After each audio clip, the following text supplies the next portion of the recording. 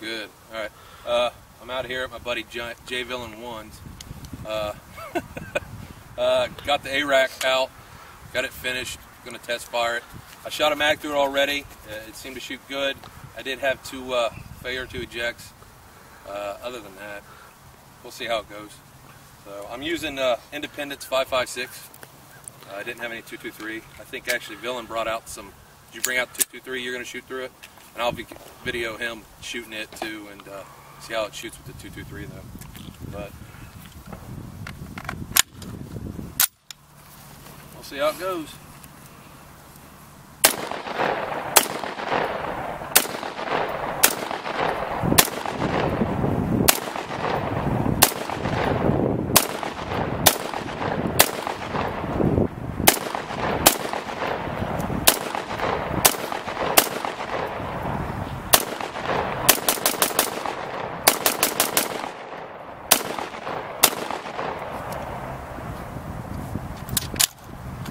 There's a failure to eject, failure to fire. There. Seems like I'm having problems with the Troy mags, because if I remember on my last build, I was having problems like that too on my Seekins Mega build. It's something to do with the last, it doesn't have enough spring tension on the last 2 or 3 rounds to push the round up into the upper behind the bolts, or in front of the bolt. So, but we'll try it out on the other mags and see how that goes. Alright, be back. Alright, this is J Villain One. He's going to shoot it. He's shooting, is that Federal 223? PMC 223. This is another Troy Battle mag. We're going to see if I ran one of these already, and I had one failure to fire, but it did run them all. So I don't know if there's spring issues with yours or what, but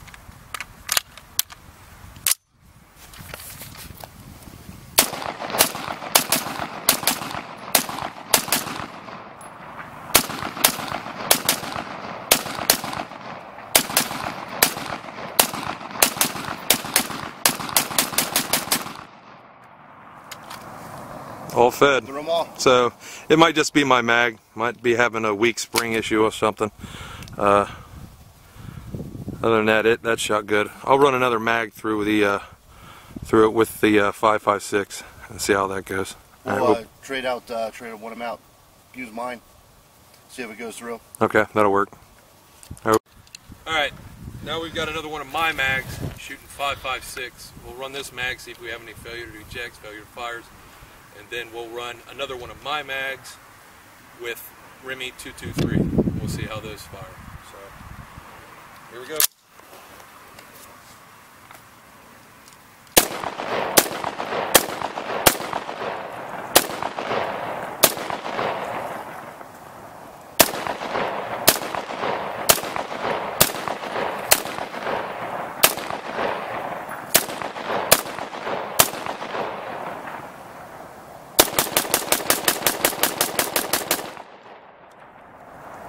Ran the whole mag.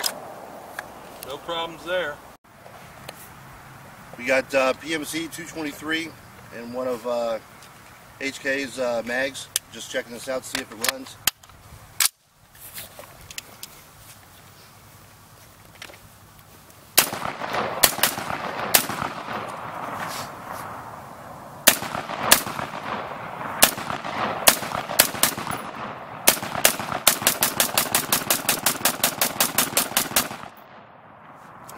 Does run. Alright. Maybe one of those. one half-ass failure to eject. Now, keep in mind, I'm running this on the medium gas setting. I'm not running on the high or the low, so. And it's starting to get warm. It's getting a little warm. It's that would make what, 180 rounds through it. 180 rounds through it. So, 200 rounds would be a nice little break-in period for it. So, all right. Other than that, we might be back with a little bit more. Alright, so we shot 210 rounds between Independence 5.56 and you said Remy 223, correct? PMC 223. PMC 223. And out of that we've got 3 failure to fires or ejects. That's failure to fire there. And some cases that are just mangled. Yeah. So beat the hell out of. These were These early rounds. Yeah, and they were out of my first mag. I might have had, I could have had the mag overloaded. I don't know. I don't remember counting how many I put in the damn thing. I usually put about 29, but I might have lost count. Other than that, you had those three, and I think you had one failure to eject, but it was on the last round in your magazine of the 223. Yep. Other than that, it shot good. The last couple mags we put through it actually shot really good. We had no problems with it. It could have been just a break-in, a little bit needed a little bit of break-in, who knows. There's all the brass. So, reload time. So, other than that, but that's it. This is HK. Sign out with John. J Villain 1 there. So,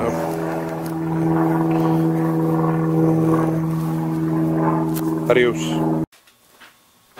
All right, I got it completely broken down. Bolt.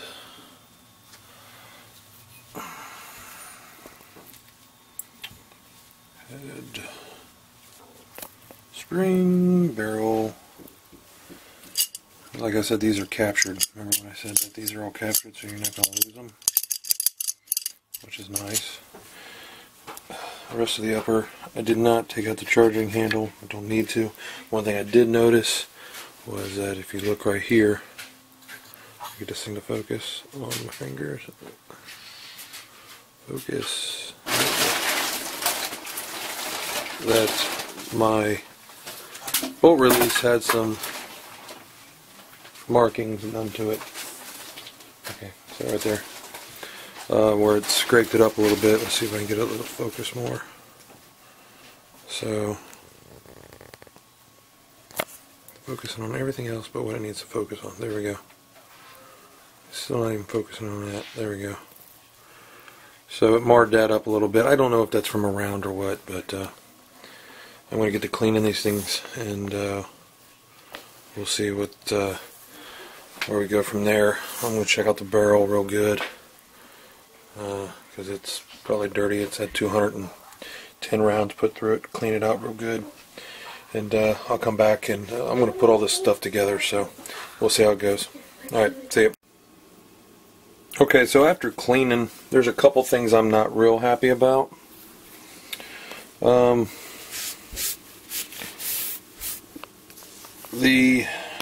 From ejecting the shells, do you see that? I don't know if it's the brass was tinging off the anodizing or what, but it doesn't come off, so I'm not happy about that.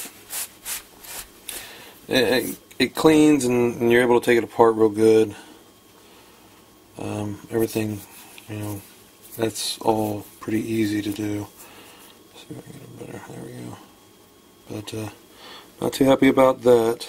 And then also inside the, if I can open this up here, it's inside there too. You can't really see it, but right down in there it does it the same thing. The anodizing is not very strong. It's not very good anodizing. I'm not too happy about that, or whatever coating they put on these. It's not very resistant to tings and bangs too much, not like my other rifles. I mean, this right here, of course, that's supposed to be the deflector, and hell, I don't think it deflected off that at all. I mean, it didn't seem like it, so I don't know. That, and on the charging handle, as you can see, it's wearing down right there. You can see, God, this camera sucks so bad. If I get into some better light. Right there, on the edge of the charging handle, you can see right there, and then of course in the corner, where it's just getting the shit beat out of it from doing its normal process. I would assume that the tolerances would be a lot better right through here. And sorry, and this wouldn't get binged up. It happens, see right there, and then you push it down in there, and it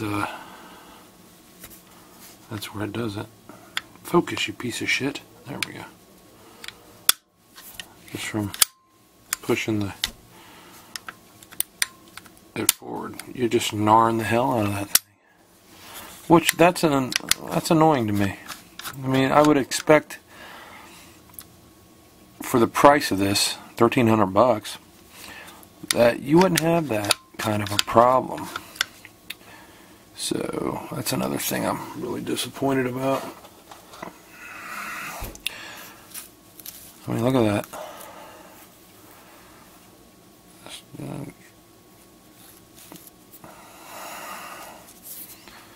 Chunks of shit out of there. So that's down to bare metal. So what I'm going to do, being who I am, is I'll fix it myself. I'll do it the right way. I'll figure a way to either trim this down so it's not such a rough 90 degree that causes that kind of a cut in there. I'll round that off. That's just that should have been rounded off in the first place, either or, because it's going to do it on either side that I have this on. So if I put it on this side, that side's going to, you can only see where it started doing it on that side before I switched it over. If I can get this piece of shit camera to focus.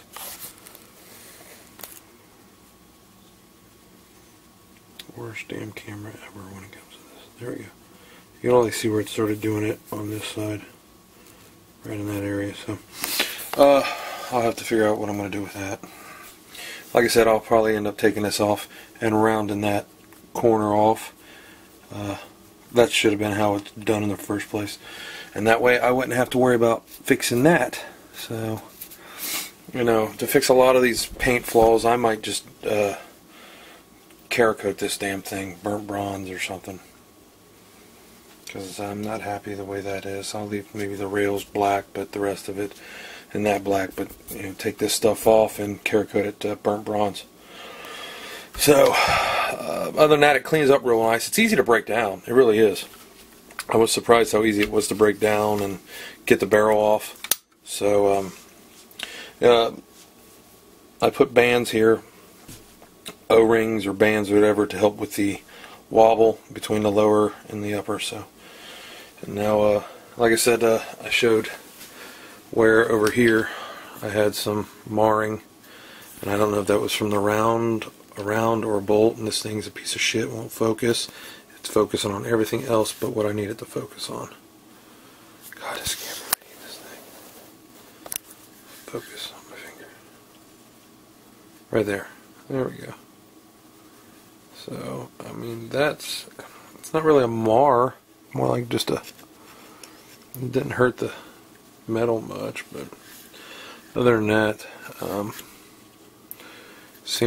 it seemed to shoot pretty good today. It's just, I got those little issues that I'm not happy about, and you know, for the money I paid for this thing, I shouldn't have to worry about having my upper already marked up by 210 shells, brass casings hitting it. That's it.